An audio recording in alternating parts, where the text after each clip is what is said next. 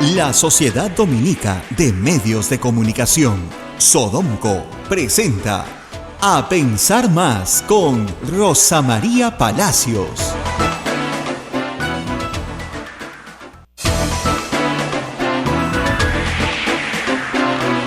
Muy buenos días, señoras y señores.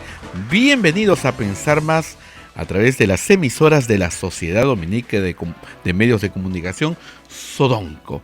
Hoy día, Radio Santa Rosa, que transmite para todo Lima, cumple 63 años. También está transmitiendo Radio Santo Domingo de Chimbote, Radio San Martín de Arequipa, Radio Veritas del Cusco, Radio Cepagua de Ucayali, Radio Quillabamba La Convención, Radio Madre de Dios de Puerto Maldonado. Son las emisoras dominicas del Perú.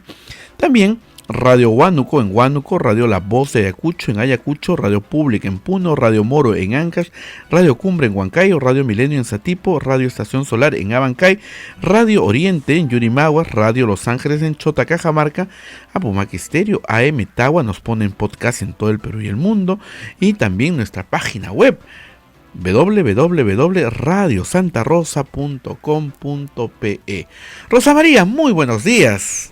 Buenos días y feliz día a Radio Santa Rosa. 63 años. 63 años, es mucho más viejo que yo y que Abel. Sí. ¿No? Que Eduardo no, pero todos ríen todos acá. No, de verdad, 63 años. Sí. ¿El año 58 se fundó?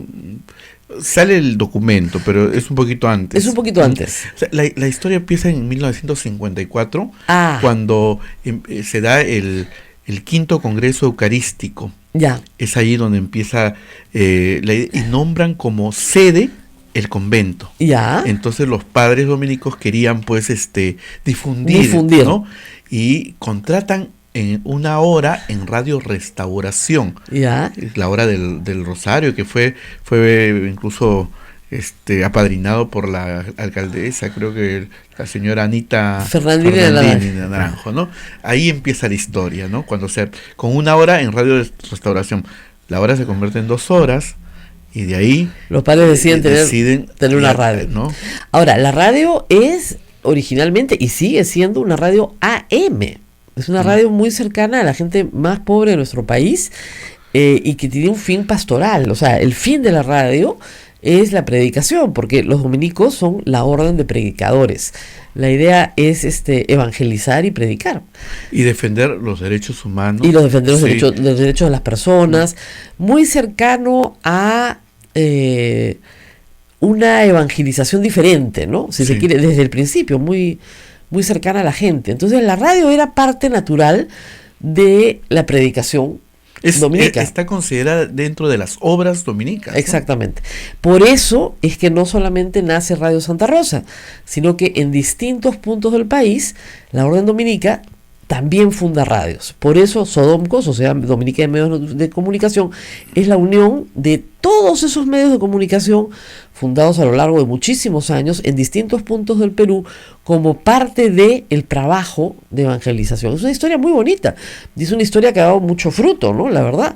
Entonces nos escuchan en este instante en Radio Madre de Dios, donde César González dice que ellos son más antiguos que nosotros. Siempre tenemos esa discusión. Dice que ellos son de un año antes, que puede ser cierto, no hay que ponerlo en duda. Evidentemente en Puerto Maldonado se necesitaba una radio, me imagino, muy desde el principio. Y por ejemplo, la Radio Madre de Dios en Puerto Maldonado era un medio no solamente de comunicación con la gente, sino de comunicación entre la gente, porque se dejaban mensajes y paquetes en la radio. Acá se dejaban, yo he escuchado los mensajes todavía. Mensajes y paquetes, o sea, hay un paquete para la señora tal, va a acérquese a la radio. Entonces era una forma, reitero, no solamente de comunicación con la gente, sino entre la gente. Y en zonas muy alejadas del Perú, Cepagua, que es una radio chiquitita, y después Quillabamba, radios más grandes como Radio Veritas en el Cusco, Radio San Martín en San Martín de Arequipa. Ya quisiéramos tener esas instalaciones, son preciosas, también dentro del convento de Santo Domingo en Arequipa, y por supuesto Radio Santo Domingo en Chimbote. RSD Santo Domingo. RSD, que esa también es importante, pero claro, empieza como obras pastorales, obras sociales de la iglesia. Y en ese espíritu estamos, ¿no? Y no solamente en el Perú, sino en el mundo entero. Nuestro exdirector, el padre Javier, está en Roma dirigiendo justamente la política de comunicación de toda la orden, porque no solamente en el Perú, sino en el mundo entero hay muchísimas radios dominicas. Ha sido un medio para llegar a la gente. Así que 63 años haciendo esto. Nos han visitado 3 presidentes. Sí. 3 nada más, ¿ah? O sea, Prado, cuando fundaron en allá, ejercicio. En ejercicio, me refiero en ejercicio, ¿no? No, sí fue, hay muchos más, ¿no? En ejercicio. Vino Kuczynski, vino Martín Vizcarra, que además son nuestros vecinos de acá al lado. Durante muchísimos años la tradición era que, creo que el capellán de aquí era también capellán de la capilla de... Nombraban un padre de aquí como capellán de como la capellán capilla de la capilla de Palacio de Gobierno. Así que había una relación fluida de aquí para allá. Cuando digo de aquí para allá, los que están lejos del Perú, los que no pueden venir a Lima, tienen que imaginarse que está Palacio de Gobierno en la Plaza de Armas, y si ustedes están mirando Palacio de Gobierno, caminan una cuadra hacia la izquierda, ¿no es cierto?, donde está el correo, ya lo que sigue es este convento desde donde estamos transmitiendo. Al ladito nomás de la basílica. Así es. Puerta por medio, acá. Entonces, 63 años siempre transmitiendo desde acá. Desde acá. Lo que ha variado es la planta de transmisión, claro, que primero fue en Santa Anita, claro, donde es el local de la universidad. Sí, pues. Después se fue a la cuadra 15 de la avenida Argentina, y después ahora está pues a la espalda de la Católica. En San Miguel. En San Miguel, ¿no? Esa es la planta de transmisión. Esa es la planta de transmisión, que tiene cancha de fulbito. Así. Eso sí, lo más importante de la planta de transmisión tiene cancha de fulbito. Sí. No, pero sí, la planta de transmisión ha cambiado porque, bueno, la Universidad de San Martín se llevó el terreno de Santa Anita. Ya. Esas cosas que no se dicen, ¿no? Los padres son muy generosos, son muy buenos. Eso es lo que pasa, pues. Si no, tendremos una mejor planta de transmisión. Y no tenemos una FM que cubra Lima, sino cubre el sur de Lima, porque tenemos la mitad de una FM, ¿no? Entonces, no es mucho, pero aquí estamos. Y ahora el mundo ha cambiado, es la 105.1 FM, siempre me olvido. Y bueno, y 1500 AM, ¿no? Que esa se escucha en todo el Perú. Se escucha mejor de noche, ¿eh? Sí. De noche se escucha estupendo, pero en todo el Perú. Y el asunto ahora que el mundo ha cambiado es que lo digital nos permite estar en todas partes, ¿no? Eso sin tener que pagar una licencia, sí, sin pelear una licencia que hoy por hoy es muy cara, ¿no? Entonces, a través de Facebook, a través de la página web de la radio, de las radios, no solamente de esta radio, sino de otras radios, podemos estar con ustedes todos los días. Así que tenemos que estar agradecidos, ¿no? Claro que sí. Como nos dijo Monseñor Barreto, que me miró y me dijo, no te quejes. Así me dijo Monseñor. Entonces yo ya me quedé con eso, no te quejes, no me quejo. Tenemos que estar agradecidos por todo lo que nos han dado en estos 63 años y por la audiencia que tenemos, por supuesto que sí. Por supuesto, muy, muy, muy contentos, muy agradecidos. Hoy día va a estar Indira Wilke en un ratito, pero mientras esto sucede están pasando cosas importantes. En este momento se está allanando la vivienda, o sea, el lugar donde vive, residencia, del exalcalde Luis Castañeda Locio. Y también una serie de locales de Telesub en Lima, hasta donde sabemos en Lima. La Universidad Telesub está implicada en un caso de investigación por lavado de activos, en el cual también está implicado Luis Castañeda Locio. Se presume que la universidad, en la investigación, esto todavía, como reitero, está en etapa de investigación, la universidad sirvió como vehículo para lavar activos a favor de Luis Castañeda Locio. Esa es la investigación en este momento. Como ustedes saben, la Universidad Telesub no tiene licencia, no está licenciada y más bien está con una resolución de SUNEDU ya consentida en SUNEDU, reconsiderada para que la universidad deje de funcionar. Tiene 2 años para dejar de funcionar. Telesub ha obtenido una cautelar de dudosa procedencia en Bagua, donde no tiene sede. y está tratando de conseguir, entiendo, ayer la noticia era que estaba tratando de bombardear con cautelares pues por todo el Perú, ¿no? La típica estrategia de los amarros, discúlpenme, ¿ya? Bueno, ahora está siendo allanada, buscando información relacionada con Castañeda Locio. Si hay algo de criticarle al fiscal es la demora, ¿no? Estas noticias ya se conocían. ¿Qué van a encontrar en la casa de Castañeda? No van a encontrar nada probablemente.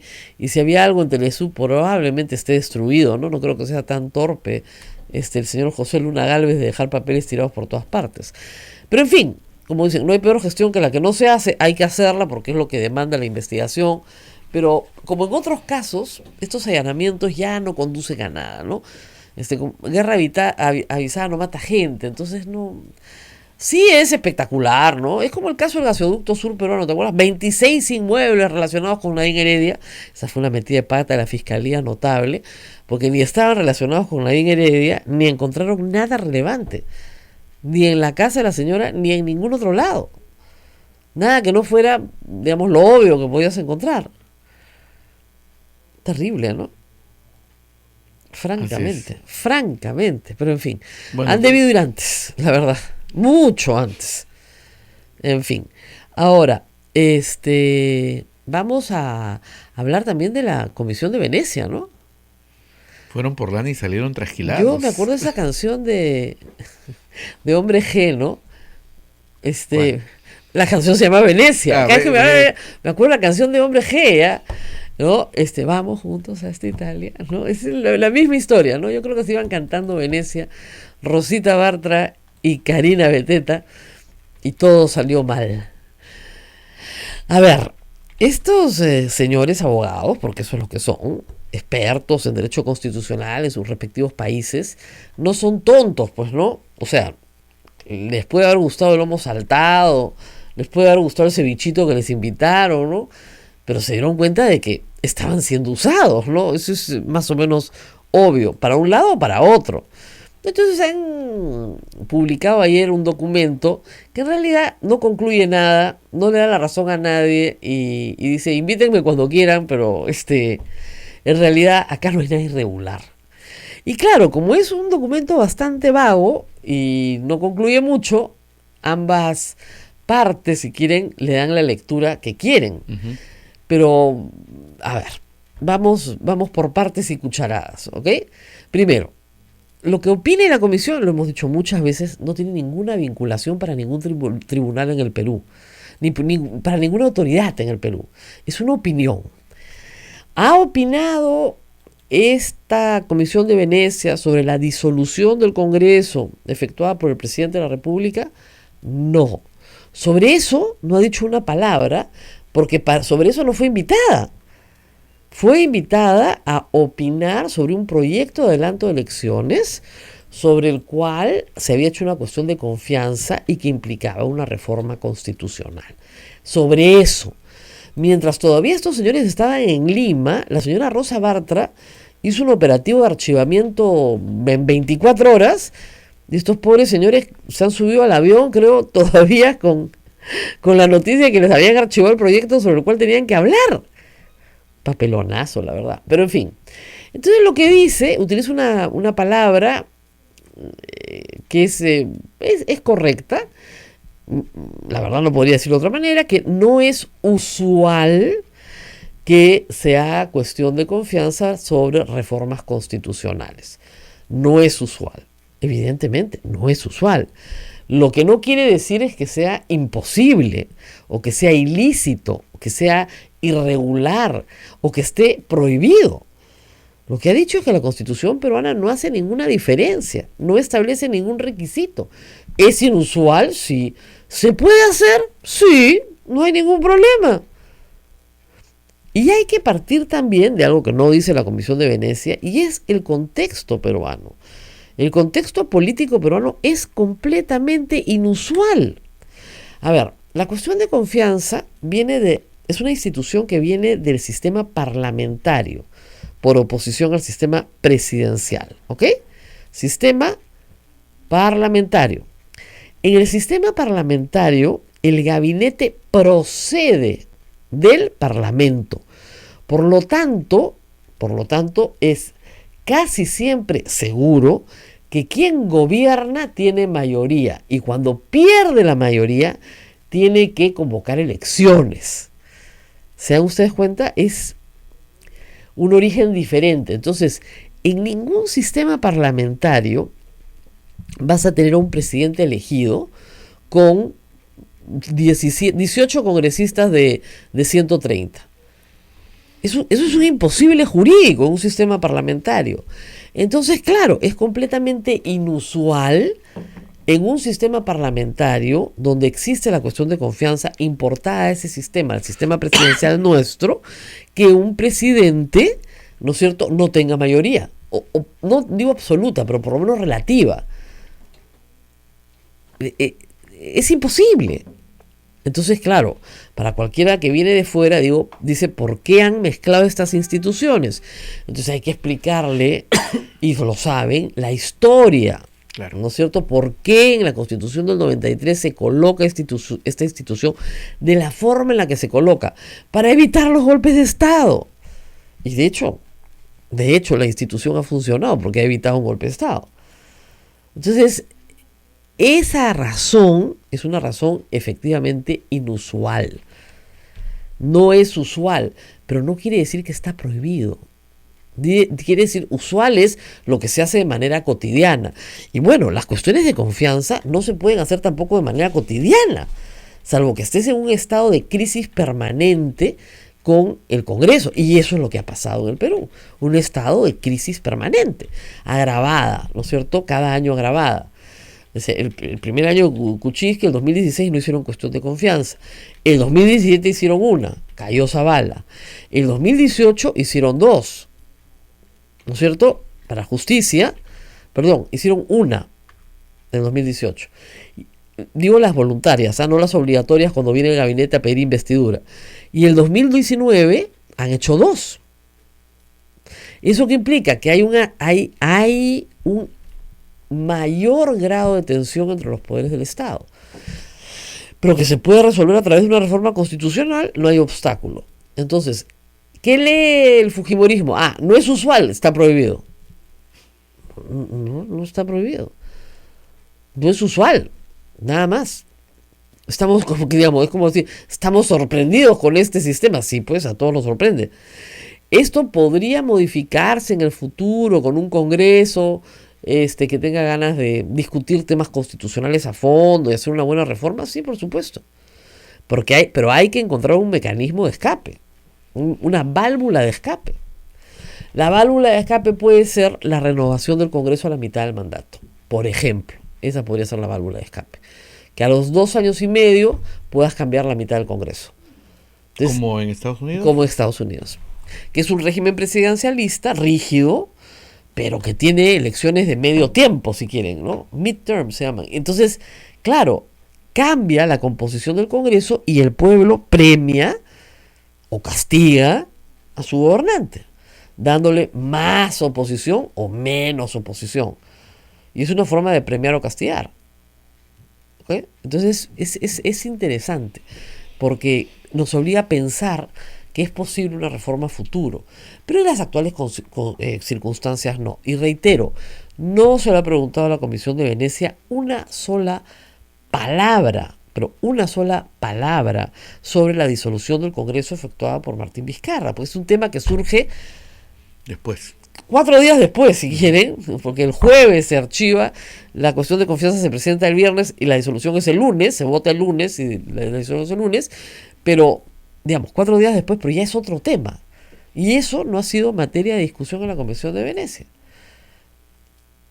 Así de siempre, no es que le dieron la razón a Vizcarra, no, la disolución del Congreso nunca ha estado en discusión en la Comisión de Venecia, nunca.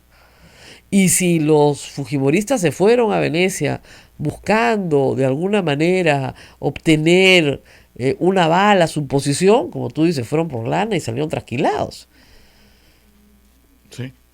Qué tontería, ¿no? Si no hubieran archivado esa propuesta, estaríamos yendo a un proceso ordenado el próximo año y estarían ya ahorita en todo el calendario electoral, etcétera, etcétera, etcétera. ¿No? Qué barbaridad. Pero en fin, cada uno es dueño de su destino, como dicen, ¿no? ¿Y para qué toman decisiones absurdas? Pues eso es al final de cuentas la historia. Pero no solamente hubo eso ayer, ¿eh? No, hay más, hay mucho más. Uf.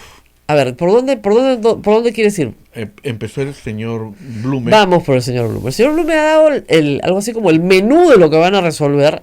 Y claro, lo tienen que resolver. El señor Blume ha estado enfermo. Lo han operado en la rodilla. En medio de este laberinto lo operan de la rodilla. Y claro, ha estado de licencia, se reincorpora el miércoles y ha dicho que el jueves van a haber varios temas. Uno es que él es el vocal ponente en el caso del habeas corpus de Keiko Fujimori, entonces tiene que presentar la ponencia para que el resto se adhiera o disienta de él, ¿no es cierto? Los votos pueden ser concurrentes o disidentes, ya se verá, pero eso tiene que ponerlo a disposición de sus pares, cosa que no ha hecho, y ahí lo tiene que hacer. Keiko Fujimori reclama urgencia, bueno, la rodilla del señor Blume pues demandaba también otra atención, así que ni modo. Luego ha dicho que se van a pronunciar sobre la solicitud del señor Ortiz de Ceballos, que está muy bien, porque evidentemente, o sea, todo aquel que requiera la administración merece una respuesta. Yo espero que la respuesta sea, y estará Indira Gültekin con nosotros para decirlo, la misma que ellos han indicado al Tribunal Constitucional. Señor, no hemos terminado el acto de votación. Pero yo no sé qué parte no entienden, porque todo el Perú vio eso, ¿no? Y se supone que si hay un cuestionamiento no puede... Tienes que volver Claro. o rectificas o se resuelve. No se resolvió, no se quiso resolver además, con un acto de prepotencia. Entonces, ahí tienen los resultados, porque cuando eres prepotente pasan estas cosas, pues. Seguramente a la Chá no se le ocurrió que en la tarde le iban a disolver el Congreso, entonces, lo vemos después, ¿no? Y bueno, ahí tiene el resultado.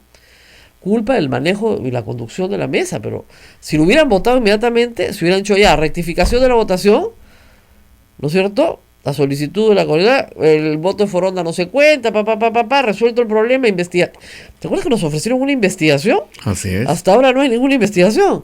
Bueno, muy bien. Entonces, pero no se ha decidido eso. Entonces, espero que el Tribunal Constitucional diga, bueno, el caso del señor tiene que verse cuando se instale el nuevo Congreso. Y ya está. Eso es lo lógico, ¿no? Eso es lo lógico. Al margen de las consideraciones, eso son solamente consideraciones procesales, ¿no? Al margen de las consideraciones políticas, que el Tribunal Constitucional no es un tribunal político, pero tampoco es un tribunal ciego, ¿no? O sea, el hecho de que el señor Olachea mande una carta imponiendo a quién tienen que sacar, cuando eso jamás ha pasado en la historia del tribunal, implica un direccionamiento político, ¿no? La necesidad urgente de controlar la votación del habeas corpus de Keiko Fujimori, a como diera lugar. Entonces es un acto de direccionamiento político, ¿no?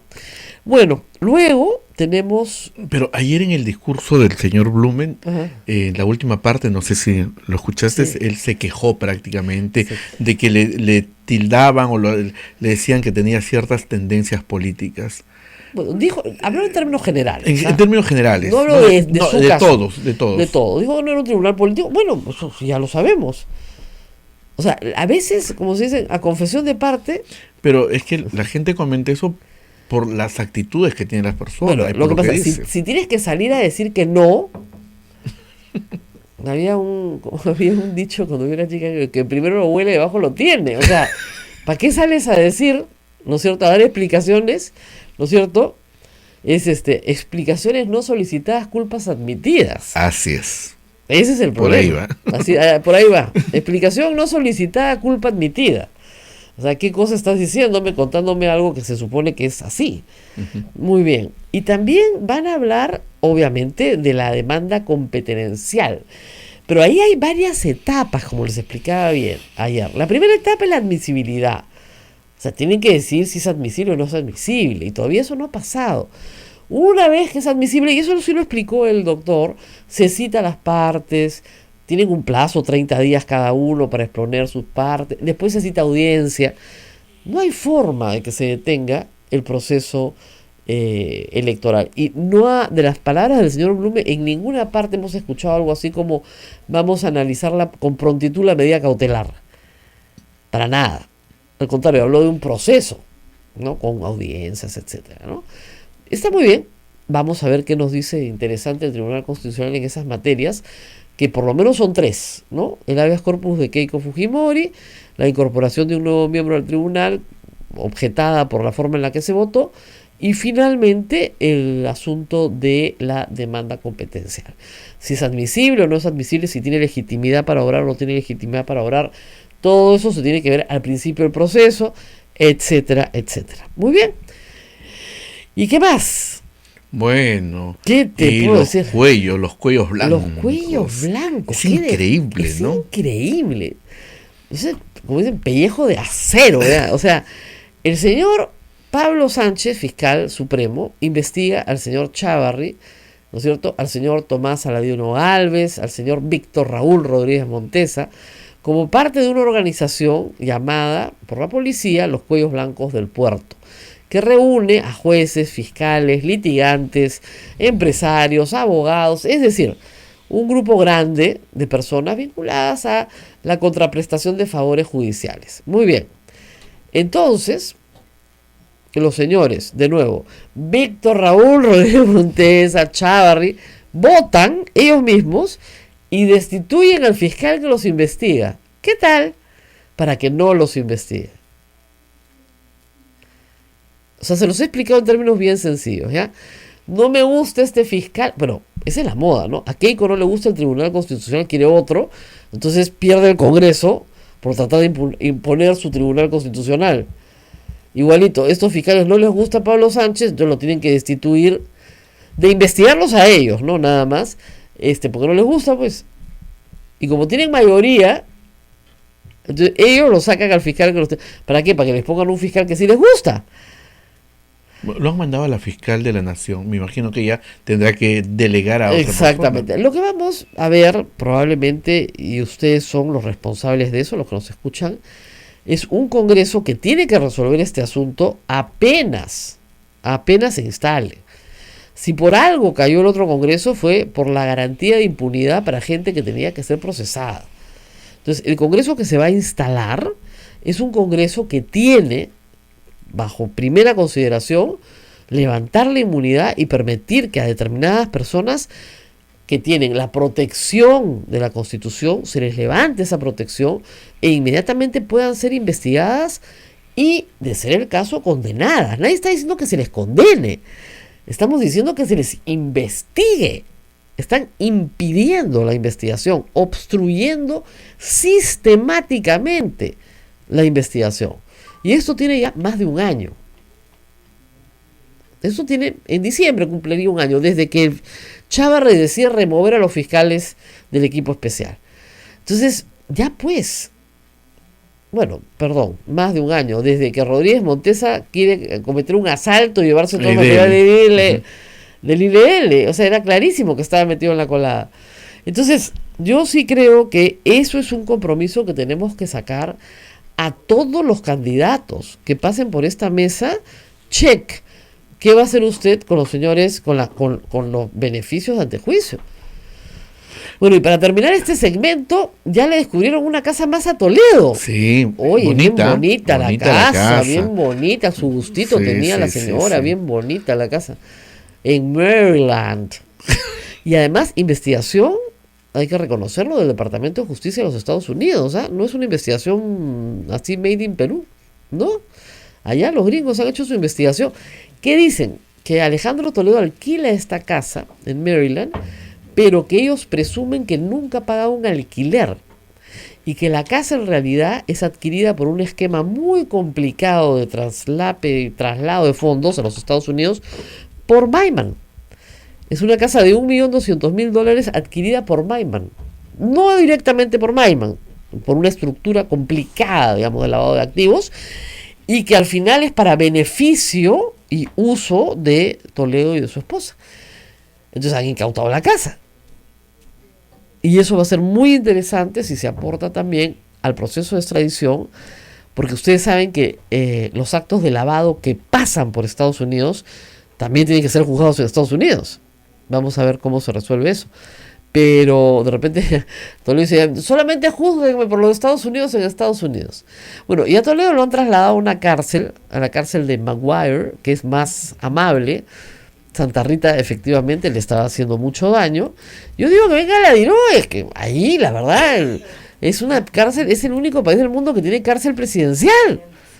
Tenemos la gente afuera dice, ¿tiene qué? Tenemos, mira, nuestros presidentes normalmente van presos, entonces ya tenemos una cárcel para presidentes. Ha sido ocupada por Alberto Fujimori, por Ollantumala, una temporadita. Va a ir ahora a Toledo, si lo traen. Alan García no quería, pero lo hubieran recibido feliz. Uf, imagina las conversas que hubieran tenido con Alberto Fujimori. Imagínate. Pero sí, ¿no? Pobre Alberto Fujimori. Cuando llegue a Toledo va a decir, por favor, señor juez, esto es crueldad, no me encierren con él. ¿Ya? Pero vamos a ver qué pasa con él. Pero sí, hay más novedades de Toledo y como les decía al principio, mientras estamos conversando se desarrollan diligencias de allanamiento en la casa de Luis Castañeda Locio y en la Telesup. En Telesup. Ahí estamos. Muy bien. Nos tenemos que ir a la pausa. Ya está Indira Wilca con nosotros, que sigue muy activa en varios frentes. Sí. En varios frentes. En el frente procesal han presentado un recurso al Tribunal Constitucional, pero también en el frente político, donde ya anuncian una organización para las elecciones que se vienen. Vamos a ver qué novedades tenemos ahí. Vamos a la pausa y regresamos. Sodomco, Sociedad Dominica de Medios de Comunicación. Continuamos con A Pensar Más a través de las emisoras de la Sociedad Dominica de Medios de Comunicación. Radio Santa Rosa en Lima, Radio Santo Domingo en Chimbote, Radio San Martín en Arequipa, Radio Veritas en el Cusco, Radio Cepagua en Ucayali, Radio Quebamba en la Convención, Radio Madre de Dios en Puerto Maldonado. Rosa María. Yes.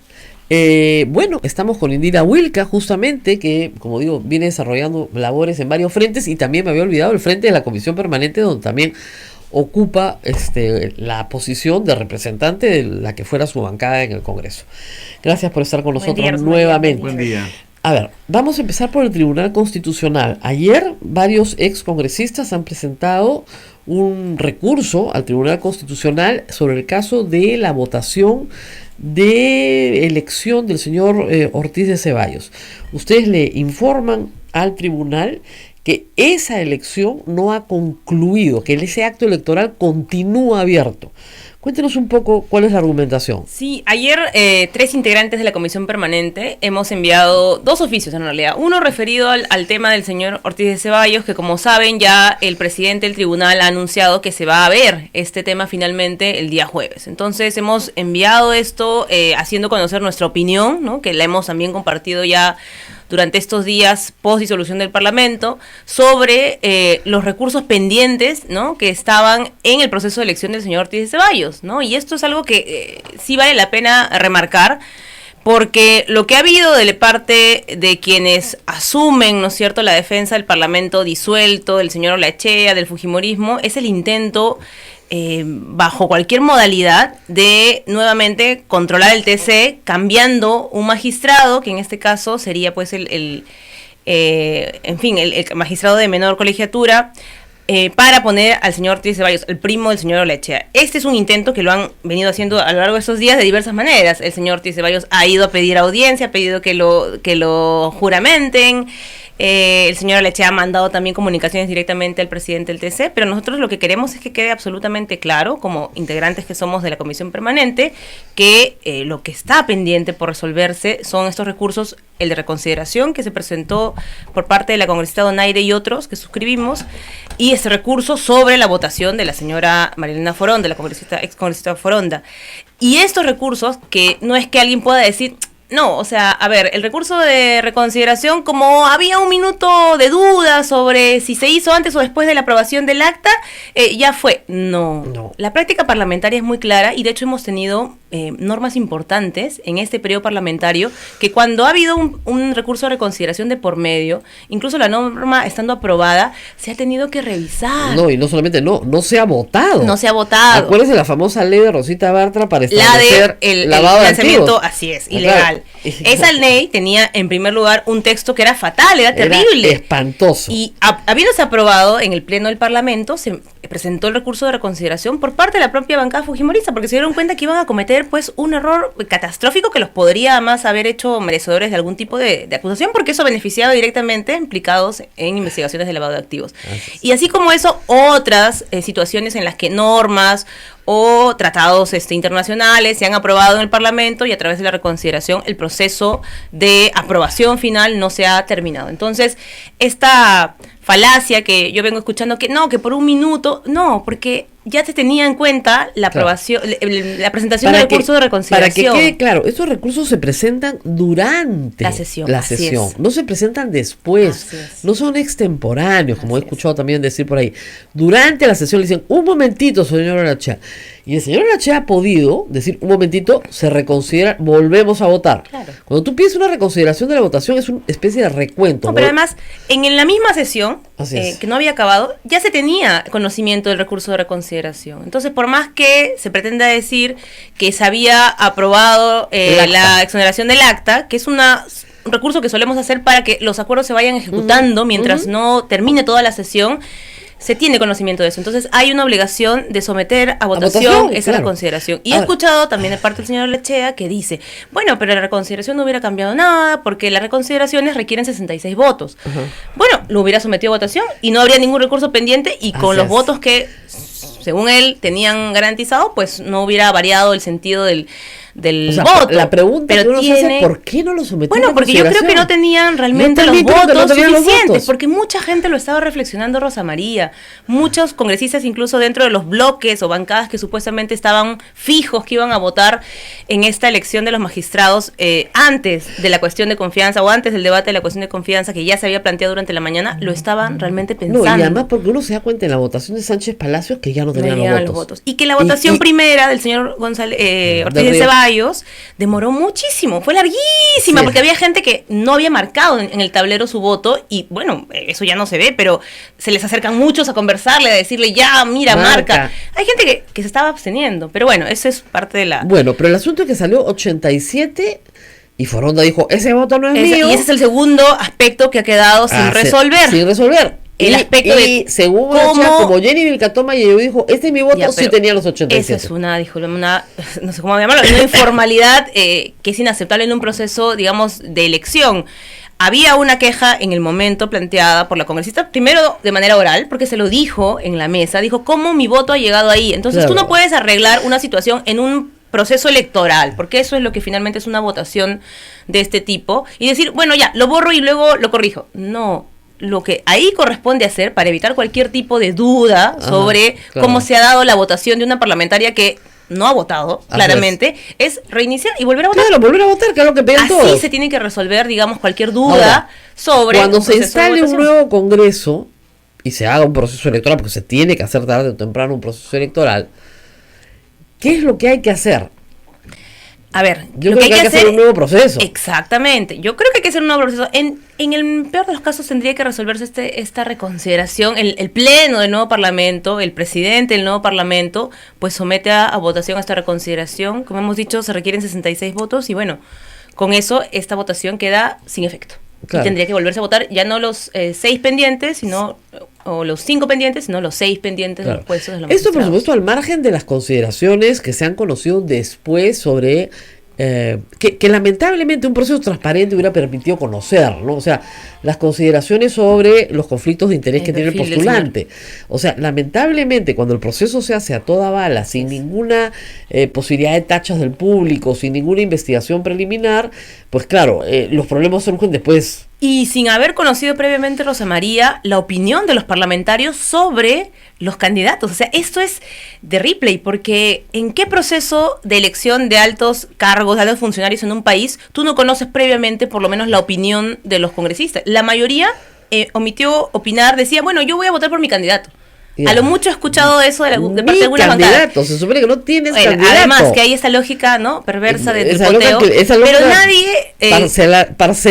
parcelando el Tribunal Constitucional. Nadie con transparencia dijo, bueno, este candidato es el por el cual nosotros nos hemos definido, por este tipo de consideraciones, por su trayectoria, por su conocimiento.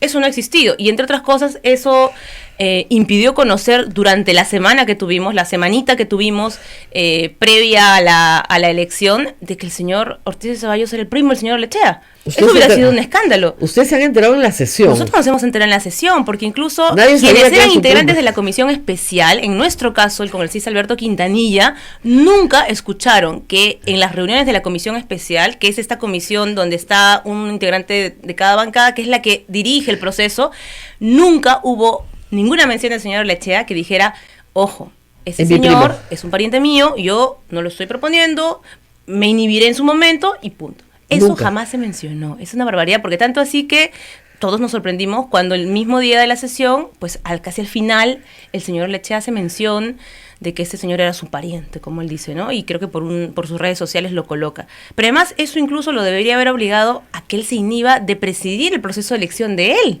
O sea, en cualquier tipo de procedimiento, digamos, de elección, yo no puedo presidir la evaluación de mi primo o de mi familia o alguien. Yo me inhibo, cedo la conducción de ese proceso a la vicepresidenta. Le hubiera hecho mejor servicio al primo, la verdad, si se inhibía, porque hubiera conducido mejor la sesión. Han querido, por todos los Nosotros lugares, nos hemos enterado ocultar de esa información. Cuando han leído la resolución con el segundo apellido. Claro.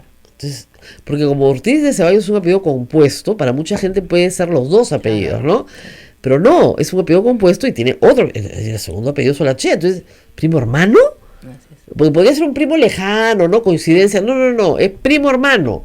Miércoles. Además, el Código de Ética Parlamentaria, hay un artículo que señala expresamente que cuando uno participa en un proceso de elección en el que está involucrado un interés económico personal o el interés de algún familiar, tiene uno la obligación de mencionarlo explícitamente. Entonces, uno por lo menos tiene que decir, dejo constancia. A ver, yo les voy a explicar una cosa.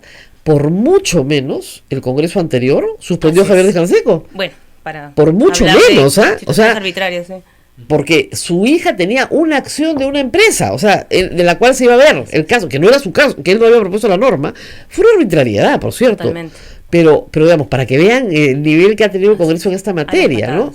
Entonces, por mucho menos, o sea, el problema podría ser anecdótico que fuera su primo, podría ser anecdótico. El problema, como tú dices, que en el momento en que él conduce la votación, debió haberlo dicho en la reunión, digamos, de los voceros, y luego en la conducción de la votación cedérsela al siguiente. Porque ya, como digo siempre, ya no entiende el problema ético. Bueno, que entiende el problema estético. Se ve feo, pues. Ya, se ve feo. Es un problema estético. Sí, y muchos congresistas lo hubieran pensado dos veces antes de, efectivamente, priorizar la votación, además priorizándola. Me dijeron a mí de dentro que Acción Popular había dicho que solo iba a votar en esta elección si ponían primero a él. Esa es una información que también a mí me han comentado, pero claro, es una información que manejaba la bancada Acción Popular, pero no estoy segura que el resto de bancadas la manejase. Entonces, como necesitaban esos 5 votos, así es. Menos el de Johnny Lescano, que votó, creo que sí, en ese caso sí votó, después ya no. Creo que se abstuvo también. Entró esta historia. Ahora, el TC va a evaluar el pedido de Ortiz de Ceballos. Esperemos que además la carta del señor Olachea es ilegal. Él no puede mandar una carta diciendo y se va el señor Espinosa. La resolución tiene un componente pues que sobrepasa la norma, sobrepasa la ley orgánica del tribunal. La norma, las prácticas del tribunal, etcétera. Entonces, la práctica del tribunal normalmente es que se va el más antiguo en colegiatura. Así es. Esa es la intención que para nosotros es clara, que tiene, con la que hay que deslindar. Nosotros por eso el día de ayer hemos enviado esta comunicación. En este caso creo que es Blume. Creo que es el señor Espinosa. No, el más joven, el más viejo. El de la colegiatura. Sí, claro. El más viejo creo que es Blume. Pero quien pretenden que salga pues ese video. Claro, ¿no? Pero si se va el más viejo, le sale el tiro por la culata. Eso, pues. pero es lo que debería hacer en todo caso, dejar el criterio, como siempre ha sido, al propio pleno del tribunal para que defina, ¿no? Así es. Entonces, eso yo de verdad les pido a ustedes, ¿por qué se preocupan tanto de estas cosas? Porque esto puede pasar por el próximo Congreso. Y el próximo Congreso pasa por su voto. ¿Ok?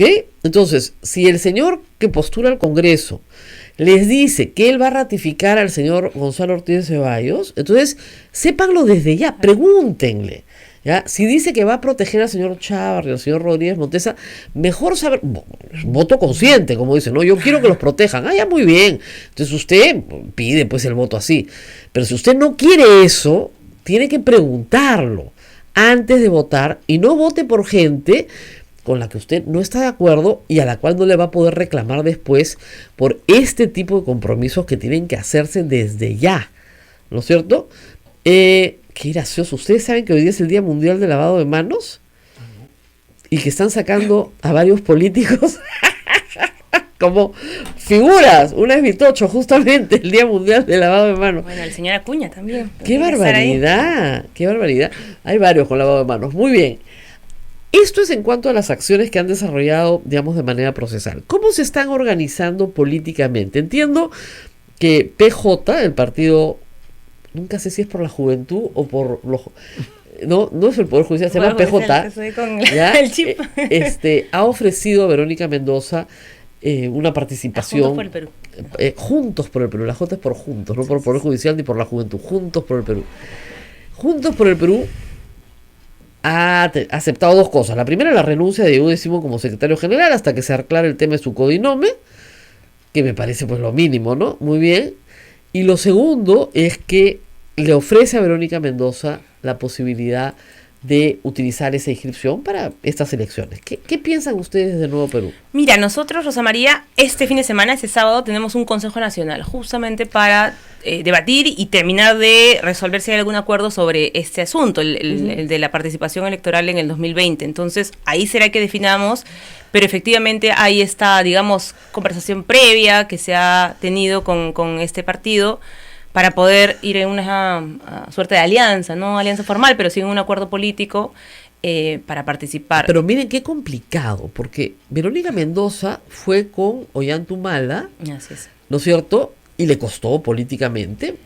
Y luego parte de la lista que iría con ustedes fue con Susana Villarán y les costó políticamente. Entonces, ambas mochilas pesan, ¿no? ¿Para qué se van a poner una tercera mochila no resuelta? Una primera cosa, en relación a lo de Verónica, yo más bien creo que en el caso de Verónica lo que ha habido es un intento desesperado por vincularla. Mira, han pasado cuántos años de la investigación de los señores Humala Heredia. Así, no, y a ella no la han involucrado ni como investigada. Yo lo sé. Ya, pero eso quiero que quede claro. No, yo lo sé. Porque además políticamente fue la primera parlamentaria en renunciar a la bancada nacionalista en el 2012, cuando ellos estaban en el inicio de su gobierno. No, yo lo sé. ¿Qué parlamentaria? Pero digamos, estoy hablando de mochilas de percepción. Yo sé, pero también sé que es una, digamos, una situación que se ha ido construyendo por parte de quienes. El fujimorismo ha sido, digamos, el primer interesado en querer a todo el mundo poner la etiqueta de el no sé qué de Nadine, el secretario de Nadine. Era la abogada de Nadine. Bueno, imagina, el candidato de Nadine. O sea, discúlpame, me parecía. Y recibía plata en Palacio de Gobierno de Nadine Heredia. Y Rosa María, según el director del comercio. Imagínate tú. O sea, ya. Yo recibía, lo puso por escrito, lo tuvo que borrar porque una difamación pues de aquella. Y hay gente que se ha dedicado a eso en esos años en el Parlamento. Entonces sí es verdad que hay una campaña que ha instalado esa idea. Pero también creo yo que siempre hay que recordar lo que es la verdad. Y la verdad es que no hay nadie más lejano en todo caso a lo que fue el gobierno del señor Humala en términos parlamentarios que Verónica, que renunció en 2012. Antes de cualquier situación que luego tuvo de complicada ese gobierno. Y el tema de Susana Villarán. Y el tema de Susana Villarán, bueno, Susana Villarán no tiene nada que ver con el pero grupo Marisa Glave sí, y algunas personas que son parte del Nuevo Perú. Estoy segura de su inocencia, o sea, no los estoy juzgando. No, pero a ver, Susana Villarán no tiene nada que ver con Juntos por el Perú, ese es el tema. No, pero sí es una persona cercana y algunas personas del Nuevo Perú han trabajado en esa administración. Entonces, a ver, la única persona que en todo caso ha tenido participación con un cargo formal ha sido Marisa. Luego yo después de la revocatoria. Y sinceramente hemos tenido, creo que, una posición muy clara en nuestro rol. De acuerdo, pero digamos, jamás puedes usar nuestro cargo para blindar a nadie. Okay, pero sabiendo la experiencia ingrata que produce estas campañas de demolición, irse con el partido de Diego Simón en este momento. A ver, ahí va la segunda cosa. Yo quería aclarar el asunto con el que siempre se quiere asociar a Verónica, y yo creo que es una infamia, ¿no? Pero en relación ya al tema de fondo, yo sí creo que hay que pensarlo más en relación a nuestra participación en este proceso. A mí me parece mi prioridad, mi opinión personal, y es lo que seguramente plantearé en el debate que tendremos el fin de semana es que hay que priorizar nuestra inscripción como organización política. Nosotros hemos hecho un esfuerzo, Rosa María, junto a otras fuerzas democráticas o gente democrática dentro del Parlamento, para que estas normas que regían la ley de partidos políticos se modifiquen, o sea, para que tengamos, ojalá el 2021, una nueva generación de partidos políticos que no estén pues inscritos o construidos sobre la base de la plata. Porque había que tener Mucha una plata. cantidad enorme en platal para poder inscribirse a través de la recolección de firmas. Y entonces ahora lo que se está exigiendo es más bien que eso pase a ser un requerimiento de militancia activa. ¿Cuál es el tema? Que la norma ha sido aprobada hace un poco más de un mes y medio y aún no hay reglamento. No, y no solamente eso, Entonces, no se va a aplicar para el pero proceso no, 2020. bueno, eso se podría entender, porque eso te permitiría decir, bueno, nos concentramos formalmente Y en no- el proceso electoral ok, del entonces, 21, pero entonces, no hay proceso abierto. Y eso Nadie puede ir significaría ahorita al jurado a comprar un kit, no hay nada. Yo sé, pero a partir de enero sí. O sea, si ustedes están listos, a partir de enero lo pueden Bueno, hacer y muy rápido. Son 12.000, Son 20.000. 20.000, perdón, para 20.000, para octubre están más que inscritos, ¿ya? Pero el asunto no es ese, el asunto es una decisión, como se dice, estratégica, porque lo que usted me está diciendo es que de repente no van a participar, y la información que yo tenía es que más bien Verónica Mendoza iba del número 1 de la lista. No, Rosa, bueno, yo te puedo decir lo que yo sé y no es una Claro, infidencia. No hay una propuesta como esa, eso sí lo puedo dar por descontado. Sí hay la idea de ir en un acuerdo político, en fin, se va a ver en los términos en los que eso sería, porque entrar en un proceso electoral, nuevamente digo, pues implica un nivel de inversión de energías y de tiempo de la militancia, y eso pues en paralelo a un proceso de inscripción que queremos que inicie ya y que ojalá no lo posterguen hasta enero. Yo ahí Pero la política- me da la una po- alerta eso de que claro. vamos a esperar hasta enero. No tendríamos por qué esperar hasta Ahora, enero. la política se ejerce en la acción, Así es. digamos, absteniéndose, no van a tener... Lo relativizaría porque tenemos un escenario atípico, ¿no? No es No, una no, por abstención supuesto. de cara a lo electoral. Tenemos dos procesos en marcha, muy seguidos. Muy y entonces seguidos. tú tienes que elegir con qué herramientas quieres participar en uno y otro. Nosotros somos conscientes de que algo que siempre ha sido una dificultad para proyectarnos incluso políticamente en el mediano y en el largo plazo ha sido no tener una inscripción. Entonces No, yo queremos... lo sé, pero digamos, sí ha sido una ventaja tener presencia parlamentaria. Ah, por supuesto. Si Y no lo eso- hubieran tenido, no estarían donde están ahora. Entonces, renunciar a la presencia parlamentaria previo a un proceso electoral del 2021 puede ser un error muy grave. Habrá que sopesarlo, Rosmaría. Yo tengo una opinión particular en todo caso. Creo también que no podemos, como fuerza política, llegar al escenario del 2021 en las mismas condiciones en las que estamos ahora. Creo que eso es una cosa importante. También, pero digamos... Creo que eso es más necesario ahora, incluso... el jurado ha dicho que van a revisar caso por caso, que me parece una pésima idea, pero en fin, la sí. postulación de cada uno de los congresistas ex congresistas que quieran postular disueltos. Deberían dar una norma general. Me parece absurdo que sea caso Sí. por caso. Como decía Alberto Belaúnde, nadie se va a someter a la humillación de presentarte y segunda decirte que no. instancia, sí. Y dejarte un hueco en la lista, ¿no? Sí. Y ir a dos instancias, etcétera. Más lo que es bueno para uno tiene que ser bueno para todos. Pero en fin, eso es lo que ha decidido el jurado por ahora. ¿Usted se presentaría? No. Yo lo dudo mucho, sinceramente. No lo he, o sea, ni siquiera lo hemos debatido y esa decisión creo que además no corresponde únicamente a una decisión individual. Personal, claro. No, de ninguna forma, porque entendemos que nuestro rol, si bien es cierto, ha leído, ¿no es cierto?, el momento en el que estamos como país, la demanda de los ciudadanos, también es cierto que ha correspondido en una exigencia por parte de nuestra organización. O sea, yo me siento contenta de no solamente sentir que hemos tenido un desempeño en el Parlamento producto de nuestra evaluación ética de lo que correspondía, sino porque también es algo que nuestra organización apostaba. Entonces, creo que cualquier decisión en ese sentido tendrá pues que ser discutida por el grupo. Colectivamente. Sí. Colectivamente. Muy bien. Entonces, como decimos, como con la Comisión de Venecia, ni sí ni no, sino todo lo contrario. No estamos seguros de nada. Yo Muy personalmente no tengo, digamos, creo que hay un ciclo que se ha cerrado y hay que empezar a abrir otras etapas. Pero no puede regresar al Congreso hasta el 2026. Así es. Bueno, eso lo sabíamos en el referéndum del año pasado y claro, lo teníamos clarísimo. Ojalá que nadie pretenda cambiarlo, alterar eso, ¿no? Pero habrá que estar atentos, como tú dices, al nuevo Parlamento. Eso sí creo que es muy importante. Si tener no una participación activa de cara a una agenda de este Congreso. Va a ser un Congreso de verdad con muchos retos. Muchos van a tener la tentación, Rosa María, de intentar hacerlo más fácil, que es ser una oposición irracional, ¿no es cierto? Porque eso es lo que da más réditos probablemente de cara al escenario del 2021. Pero no podemos asumir esa posición, digamos... No es lo que quiere la gente, ¿eh? Exactamente. La gente ha tenido 3 años de posición irracional. Exactamente. Entonces, la gente quiere que construyan algo. Pero además que se culminen cosas que ya se iniciaron y se hicieron a medias, se hicieron mal, se quisieron distorsionar. El tema de la Junta Nacional por la Justicia es, por ejemplo, clave. En la próxima semana, me parece el próximo martes, miércoles, termina ya el proceso, el plazo para tener candidatos. Hay que ver eso. O sea, la Junta no puede, en ese nuevo proceso, digamos, quedarse frustrada. En enero tendrían que juramentar los nuevos integrantes de la Junta. Claro. Esa Junta va a poder sacarnos de encima a gente impresentable dentro del sistema de justicia. Sí, claro. Antes de que llegue el Congreso. Los hermanitos. Entonces, los hermanitos los saca todos. Es clave. Sí, el día que la tengamos lo saca todos, pero ojalá... Y si hubiera un problema con la Junta en este proceso que está abierto ahorita, quien tiene la facultad de hacer modificaciones a la norma de la Junta, darle facilidades, en fin, a la comisión especial, es el Congreso nuevo. Entonces, no es pues cualquier rol el que va a tener ese nuevo Parlamento, ¿no? Muy bien. Ahora, trabajo en la comisión permanente. Pero si ahí no hay nada que hacer. Hasta ahora solo han sacado 2 decretos de urgencia, creo, ¿no? Ahí, claro, el de la ley del libro y el el que convoca elecciones. El que da financiamiento para las elecciones. Nada más. Sí, bueno, el que habilita que el jurado pueda determinar las normas, los contratos, etcétera. Todas las normas de contratación pública que necesitas habilitar para poder hacer.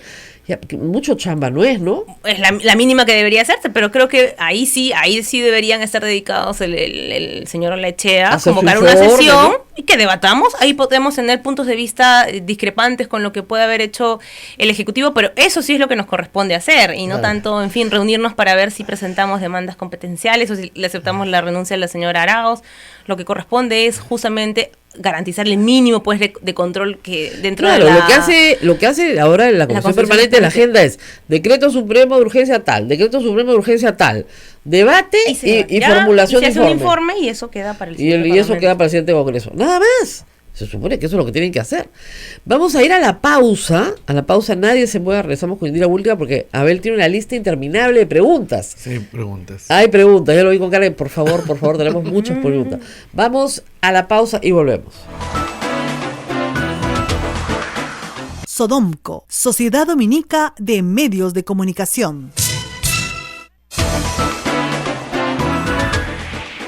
Bien, continuamos con A Pensar Más a través de las emisoras de la Sociedad Dominica de Medios de Comunicación. Rosa María. No, me estoy riendo que Acción Popular quiere llevar a Salvador del Solar, pues dice que tiene las puertas abiertas para cualquier peruano de bien que haga labor política. Eso lo ha dicho el señor del Águila, ¿no?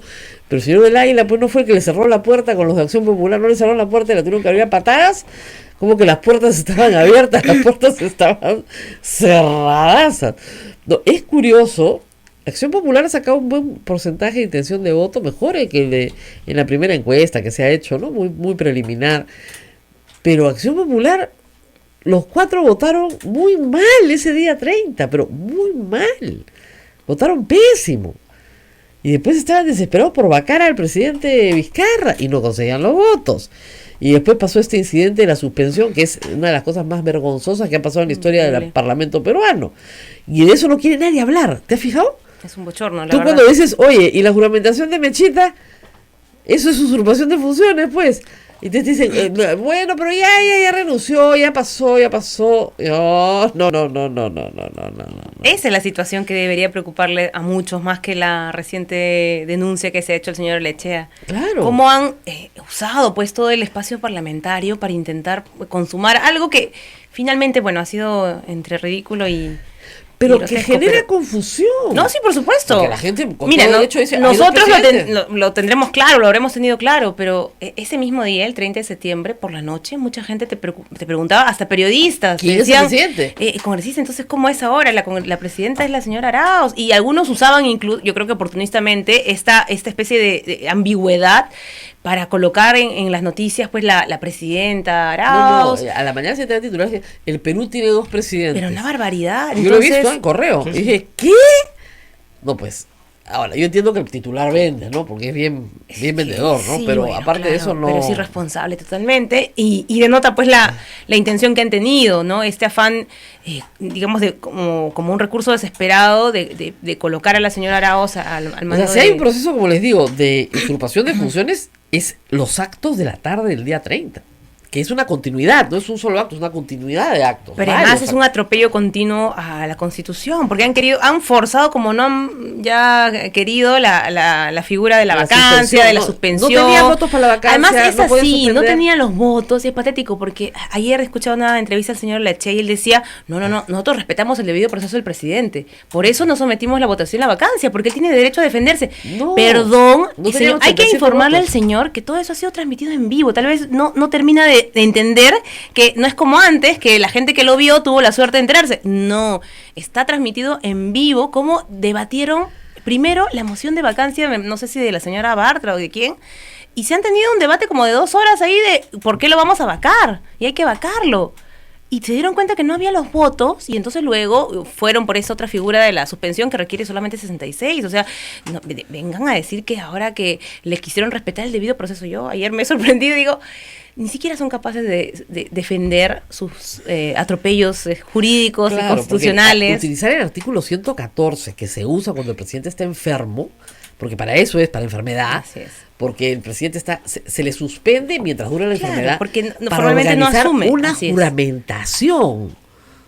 Para juramentación, una encargatura jamás tiene no se juramentación. Jura, claro, o sea, el despacho presidencial se encarga todo el tiempo, pero esa es una encargatura, digamos, temporal, formalmente. Es simbólico. No es simbólico, es ilícito. ¿Ya? Entonces, pobre, está confundida. Ella dice, alega confusión. Pero el señor Lachea el señor Lachea igual, quien sea su asesor. Dice que no está confundido, ¿ah? Bueno, pues él dice que no se confundió, ¿ah? Va a decir muchas cosas durante esta semana. Los hechos, ¿no? Pero sinceramente hay una situación pues de falta de orientación tremenda, ¿no? Además de todas las cosas que son cuestionables en su caso, pero una falta de orientación. Ahora, ellos creen realmente que pueden ganar la demanda competencial, ¿ah? Eso es bien gracioso. Yo creo que en el mejor de los casos, el pleno del TC, ante la presión que hay, ¿no es cierto? Porque han querido ponerles este mote de que autoritarios ni siquiera les van a permitir que tengan un canal bajo el cual defenderse. Yo creo que, mira, y nuestra opinión la hemos puesto por escrito, esa demanda debería ser rechazada. Porque, sinceramente, querer hacer esta interpretación de que el pleno de la comisión permanente es el pleno del Parlamento, discúlpame, no es cuando te conviene nomás lo que dice la norma, y la norma es muy clara sobre eso. Pero bueno, ha habido una presión sistemática estos días, lo he escuchado en los medios de comunicación, de que si no se les admite esa demanda competencial, entonces ya estamos ante una dictadura, no hay mecanismos para ejercer la defensa. A mí me pasó una cosa ayer muy graciosa. Un joven, estos del Twitter, que es un poco tóxico en Twitter, pero en fin, decía algo así como, pero ¿cómo se portó el TC en el año 92? Habría que comparar, pues, ¿no? No hubo TC. Y yo le dije, lo cerraron. Era un golpe de Estado, no había TC, ¿qué parte no entiende? Claro, eso es lo que dicen, ¿no? ¿Qué va a pasar si en otro escenario un presidente autoritario, dictatorial, cierra todo? Bueno, acá no ha habido eso. Claro, no va a haber TC, o sea, acá pues tenemos a un jurado nacional de elecciones que en primer lugar ha hecho una interpretación del decreto de disolución del Parlamento y ha accedido a convocar nuevas elecciones, por ejemplo, y tenemos todo el conjunto de instituciones del Estado que está funcionando normalmente. Entonces tiene solamente un sector del Parlamento insistiendo pues con esta versión de que sus derechos han sido atropellados. Pero yo creo que esa demanda debería desestimarse. Pero en el caso que así admitieran ante tanta presión, el fondo de la demanda no resiste ningún tipo de argumento. No hay ningún tipo de argumento. Esta idea de que hay una cuestión de competencias que no están definidas. Yo he leído el recurso que ha enviado el señor Lechea y hace algo que me parece poco honesto, ¿no? Él, en su demanda competencial, él la asocia los hechos del día 30 a la demanda competencial que aprobó el Pleno, en julio. Nosotros aprobamos una demanda competencial con el número de votos que se requiere, que es un número alto, para dilucidar el tema de el pedido de confianza de la reforma política. De la reforma, si se podía hacer... De la reforma política, ojo, ni siquiera el de la adelante elecciones. Claro, era... Si se podía anudar la confianza a una reforma constitucional. Esa era la pregunta. Y entonces, el señor Lechea, ¿qué ha hecho? Yo creo que para intentar que le admitan su demanda, ha colocado en el escrito que ha presentado las dos cosas. Presento una solicitud de consulta competencial vinculada al acuerdo del Pleno de julio, sobre si es posible realizar una Así cuestión es, de no tiene confianza. nada que ver y entonces eso. ha querido meter, y ahí ha dicho, y adicional, añado el acuerdo de la Comisión Permanente que nosotros hemos observado, porque nos Ajá. parece que no nos competía, vinculado a Ahora, la una, cuestión de confianza. una pregunta, ¿qué pasó con esa autorización de Julio? ¿Se presentó esa demanda? No se presentó. Ah, Quedó pues, pendiente. ¿y por qué no se presentó? Porque se archivó finalmente lo que faltaba dilucidar, que era si la cuestión de confianza podía darse sobre la reforma No, constitucional pero de después adelanto de trajeron, elecciones. perdón, después trajeron a la Comisión de Venecia. Ya, esa es otra historia, pero No, eso no, pero por el mismo es una tema. barbaridad. Pero Claro, por el mismo no quisieron tema. someter, y que ha dicho la Comisión de Venecia, ojo, ha dicho sobre el tema de las cuestiones de confianza vinculadas a la reforma, miren, la verdad no está Pero prohibido, nos lo que ya aporta hemos es- dicho. Lo que nos aporta es un dato interesante. Ellos sabían que iban a perder en el Tribunal Así es. Constitucional. No quisieron usar este acuerdo que ya teníamos, estaba Claro. habilitado el Congreso para ir a consultar, ¿no es cierto? Es muy interesante lo Y que nos decir- está diciendo. Totalmente, o sea, a ver, eso es Datazo, ¿ah? O ese sea, es el en dato. julio están habilitados Así es. para ir en una demanda competencial a discutir si se podía hacer cuestión de confianza sobre reformas de la Constitución. que es lo que hemos debatido luego por No un mes lo en quisieron- septiembre. Claro, no lo presentaron ante el Tribunal Constitucional.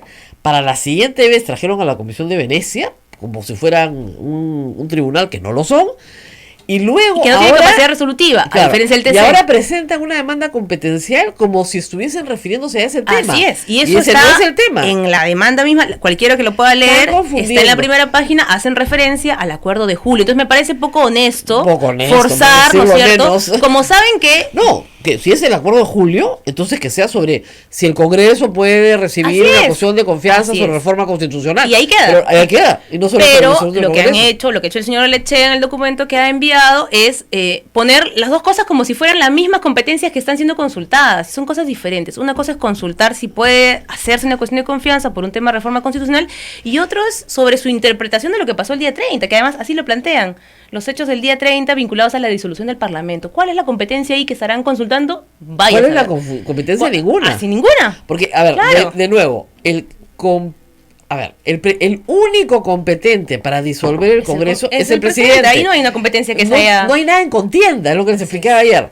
No es que los dos estamos peleando No, o claro. tú no quieres hacer lo que te toca y yo No es tampoco. que no hay claridad sobre quién tiene la competencia de disolver el La Parlamento. competencia es Eso está clarísimo. clarísima. ¿No es Lo que cierto? no les ha gustado, ¿no es cierto?, es la manera en la que ellos han procedido y que habilitó esa disolución del Parlamento. Eso es lo que creo que habría que recordar a la gente. Así que, por esas razones, esta demanda debería ser desestimada. Pero claro, han metido el truquito ahí para que no se las desestimen de plano. Y entonces quedará abierta la consulta sobre el tema de la reforma constitucional vinculada a la cuestión de confianza. A ver, preguntas. Preguntas. Bueno, la gente pregunta si Indira va a ir al Congreso. No sé si se pregunta o ya es petitorio, pero hay mucha gente que está pregúntale si va a ir al Congreso porque han quedado cosas inconclusas. Ha quedado una cantidad de cosas muy importantes inconclusas. A mí me da mucha pena, la verdad. Es lo único que me da pena de toda esa situación, que habían agendas importantes, que habían temas cruciales que, bueno, que no se van a poder debatir, pero que habrá que asegurarnos que quien ingrese, y esta campaña va a ser corta, pero tiene que ser una campaña muy ciudadana, muy proactiva, de exigirle. Yo les doy un dato, ¿no? Todos los congresistas, casi todos, yo creo que todos, usábamos las redes sociales. No todos con mucha, ¿no es cierto?, presencia, pero todos tenían a alguien que le revisaba sus redes sociales. Créanme que los parlamentarios se enteran de lo que la gente dice en las redes sociales. Así que creo que será un mecanismo que ahora, a diferencia del 2016, permitirá acercar a los ciudadanos con los candidatos y candidatas. O sea, exigirles que se pronuncien de manera clara sobre determinados temas, ¿no? Los temas que están pendientes del tema de la reforma del sistema de justicia, las acusaciones que había contra los señores Chávarri y Nostroza, en fin, el tema de la inmunidad parlamentaria, que es clave, hay la oportunidad de cambiarlo porque el tiempo que tenemos en ese nuevo periodo va a permitir poder modificar la Constitución. Ojalá. Así que depende de Esa qué es otra parlamento cosa que tengamos. tenemos que preguntar. Los Así es. candidatos, ¿qué piensan de la inmunidad parlamentaria? Y de sus partidos. O sea, De repente logramos derogarla por completo a la colombiana y se acaba la inmunidad y parlamentaria. mantenerla únicamente para temas de opinión, de repente. Nada Yo más. creo que eso ¿Ya? sería lo Nada más. ideal. Ay, sería una maravilla. ¿Qué más? Preguntan, usted que estuvo en el hemiciclo ese día, ¿cómo votó la señora Vilcatoma? ¿Quién marcó por ella si llegó después? Lo que yo he visto en los videos es que ella efectivamente no estaba en el hemiciclo y que luego llega y hace esa votación oral, que es algo usual. Es algo usual. Pero bueno, no estaba registrado en la No, votación claro. nominal, digamos, que nos suelen entregar incluso por escrito luego que se ha terminado el proceso de votación. Preguntan en general, ¿qué podemos hacer con estos 3 fiscales que están enquistados en el Ministerio Paciencia, Público? señores, paciencia. Bueno, paciencia, pero estar alertas, ¿no? Estos fiscales Sí, tienen claro. sendas acusaciones constitucionales que no se han resuelto algunas de ellas en la subcomisión de acusaciones. El nuevo Congreso va a tener esa responsabilidad, así que yo creo que por un lado hay una tarea que se va a tener que dar dentro del Ministerio Público. La fiscal Ábalos creo que tiene que hacer todo el esfuerzo para que esa investigación que los ha ya implicado directamente, porque eso es alucinante, ¿no? O sea, ellos han sido ya sindicados como parte de la investigación y lo que han hecho al día siguiente es sacar al fiscal que los ha involucrado. O sea, es una barbaridad. Claro, Es ¿no? ya un uso, pues, totalmente evidente Demasiado. de su poder. Es como si en el Congreso, bueno, lo que hemos visto en el Congreso, más o menos es lo que están haciendo ellos. Igualito. ¿No? Un congresista usa su bancada para evitar que lo investiguen, para que no le levanten la inmunidad. Bueno, lo mismo han hecho estos fiscales supremos, ¿no? Y hay que, yo creo que sí, pedirle a la fiscal Ábalos que ella mantenga esa investigación y que lo que ya se ha podido determinar continúe, que no se desestime y que se llegue al fondo de los hechos. Mientras tenemos un nuevo Congreso que habilite la investigación seguramente por otros delitos, en el caso de estos señores Chávarri, ¿Qué más Rodríguez tenemos? y Gálvez. ¿La reforma política va con sus 12 reformas o ya nos olvidamos de ella? Nos preguntan. No, la reforma política tiene que ir para el proceso del 2021. Bueno, ya el 2020, pues lastimosamente ha sido decidido por el jurado que no se van a aplicar una serie de normas, pero tiene que darse... Y además hay la ponerse posibilidad de en hacerlo marcha. incluso con reformas. A ver, fíjense. Si la primera legislatura va a ser de febrero a julio y la segunda de julio a diciembre, no hay ningún problema en aprobar reformas Así es. constitucionales que pueden ser muy importantes para la población. Por ejemplo, derogar la inmunidad parlamentaria. Ya, lo que proponía la Comisión de Alto Nivel era pasarla a la Corte Suprema, pero podrías hasta Reforma derogarla, intermedia, podrías claro. ir más allá. Y cambiar otras cosas que no ha querido cambiar el Congreso de lo que ya modificó, ¿no? O sea, hay que resolver el tema del voto en el extranjero. Lo ha resuelto de una manera el jurado un poco extraña. El tema del voto preferencial, que fue clave. La verdad, ahí fue una situación en la que la mayoría fujimorista estaba desesperada por mantenerlo, y yo creo que sí hay que hacer una modificación en la ley que finalmente está vigente, o sea, ya va está a ser vigente aprobada. el próximo año. Pero lo que se ha hecho es pues eliminar la idea de que la votación sea por la lista, por el partido. Creo que eso es algo que se resuelve con la elección primaria. En la elección Así es. primaria todos tienen la posibilidad de que el voto Lo que sea hay que sacar son las preferencial. disposiciones transitorias Exactamente. que hacían que para el 2021 no se aplique la ley. Y hay que hacer que se aplique la ley. Así es. Eso es lo que hay que hacer. Y lo ahí- mismo en el caso de paridad y alternancia. Ya, Creo que miren, ya no podemos seguir esperando las tareas mujeres. del próximo Congreso, para cualquiera que sigue la cuestión política, están clarísimas. ¿Ah? A mí me queda muy claro que el que tenga, ya vendrán los candidatos, acá los vamos a recibir con plantilla. ¿Ya? Sí, que hagan su check, Claro, su checklist. check, que me digan, o sea, yo acepto la honradez, o sea, me dicen, sí, vamos a apoyar, Sí. no vamos a apoyar, perfecto, ¿no? Ya está, ahí les Claro. pongo unas difíciles, ¿no? Para que trastabillen. Pero este es un parlamento que tiene pues una agenda de, ¿no? Que no va a venir a inventar cosas, Claro, porque porque eso ya sería está, o sea, irresponsable. ya está todo lo que no salió. Ahora, sí hay que decir que algunas cosas sí se perdieron para siempre, una pena, ¿no? Por ejemplo, la comisión investigadora que dirigió Alberto Belaunde, que tiene un yo lo Sí, tengo, claro, pero el informe es muy informe rico, sí. tiene muy rico, tiene muchas cosas interesantes. Ojalá que se pueda publicar en forma de libro, ¿no? Pero yo creo que eso podría, mira, en el caso, por ejemplo, del anterior periodo parlamentario, se retomó, bueno, no se retomó a medias, pero la investigación que había hecho el congresista Pari en relación... Claro, pero mira lo que pasó. Lo que hicieron fue archivarla, pero sí se podía continuar la lógica de investigación, la línea de Claro. investigación. Lo que podría hacerse es simplemente Cumplir. ampliar los días de legislatura, se reactiva eso por un tiempo muy breve, un mes, para que la documentación que se ha dejado por parte del congresista de Belaunde se presente en el pleno. Claro. Y ya está, y se aprueba. Yo Claro. creo que sí hay cuestiones importantes como esa que tienen que ser Algunas retomadas, cuestiones, no muchas, pero algunas. ¿Alguna pregunta más, Abel? No, Rosa María. Nos tenemos que despedir. Sí, pero permíteme, el padre creo que está por ahí. Quería agradecer a los oyentes que nos ¡Ay, han acompañado. sí! ¿Qué pasa? El padre, por favor. Por favor, nuestro por ahí está. director, el padre Rodolfo. Ahí está el padre Rodolfo para que pase Ya, un ratito. dicho- Antes que como se vaya a dice, dictar dichosos clases. los ojos que lo ven. Antes que se vaya a dictar clases, padre, Lo por vemos favor. guapísimo el padre, o sea que es nuestro director sí. y tiene que venir, que venga. El padre que nos acompaña un ratito. Y esta noche hay Hoy día hay un gran concierto en el colegio de Jesús a las 7 de la noche. Las entradas están a la venta en Teleticket Y acá. también acá. acá, ¿no? Camaná 158, ¿ya? Y Padre, tenemos que terminar el programa. ¿Qué pasa el padre? ¿Qué pasa el padre? Padre, adelante, padre, ahí. Estamos al aire, padre. Al aire. Unas palabras, por lo menos. Buenos días. Son 63 años de la radio. Bueno, he estado esperando que me invites. Abel es el responsable. Abel está a cargo de las invitaciones. Bueno, pues, buenos días, Rosa María. Buenos días, Indira. Indira. Abel. Un saludo a todos nuestros amigos de la radio. Hoy estamos de fiesta y queremos compartir la alegría de ser comunicadores con todos nuestros oyentes.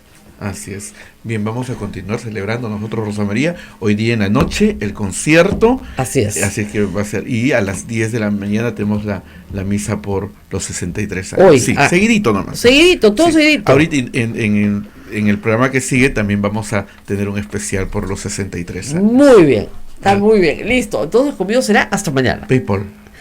PayPal, sí, no se olviden de colaborar. Claro, Nosotros vivimos de la caridad pública, así que si usted quiere colaborar, 63 años ha durado este radio gracias a la caridad de todos ustedes.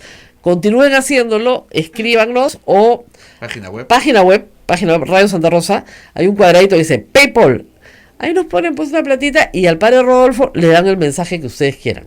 Padre Rodolfo lee todos los mensajes. ¿Ya? Y aprovechar la ocasión porque hay amigos que colaboran y que sí, también mandan algún saludo, algún mensaje y siempre son de agradecimiento por el trabajo que se hace de parte de la radio y tu opinión. Eso. Tu opinión importa. Muy bien. No, esa es otra radio. Muy bien, nos vamos, pero regresamos en un ratito. Nadie se mueva. Hasta mañana. Conmigo. Muy bien.